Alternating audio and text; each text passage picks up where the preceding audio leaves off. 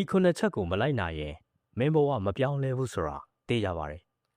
မင်းဘဝကိုတစ်ဆင့်မြင့်တင်ပေးမဲ့အချက်ခုနှစ်ချက်ကိုမျှဝေပေးကြပါတယ်အားလုံးပဲမင်္ဂလာပါခင်ဗျာစာအုပ်စာပေလူမိတ်ဆွေ Facebook page ကနေကြိုဆိုလိုက်ပါတယ်နံပါတ်1ကိုသဘောပေါက်ပါကိုအားနဲ့ချက်အားသာချက်ကိုသိမှဘယ်လန်းသွားရမလဲဆိုတာရှင်းလင်းလာပါတယ်နံပါတ်2ရီမန်းချက်တိတိကျကျထားပါရီမန်းချက်မရှိတဲ့ဘဝကလမ်းမရှိရဲ့တွာလာမှုလိုပါပဲနံပါတ်3မနေ့ကထက်ဒီနေ့ပိုကောင်းအောင်ကြိုးစားပါသူများနဲ့မရှင်းပါနဲ့မိမိကိုမနေ့ကထက်တာအောင်သာရှင်းပါနံပါတ်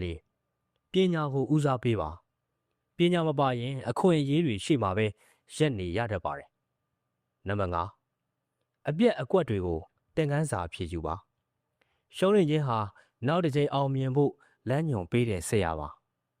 နံပါတ်6ပတ်ဝန်းကျင်ကောင်းကိုရွေးချယ်ပါတိုးတက်ခြင်းရဲ့တိုးတက်နေသူတွေနဲ့ပေါင်းပါနံပါတ်9စိတ်ဓာတ်ကိုထိန်းပါစိတ်ကိုနိုင်မှဘဝကိုနိုင်မယ်ဘဝပြောင်းလဲခြင်းရင်အခွင့်အရေးကိုမဆောက်ပါနဲ့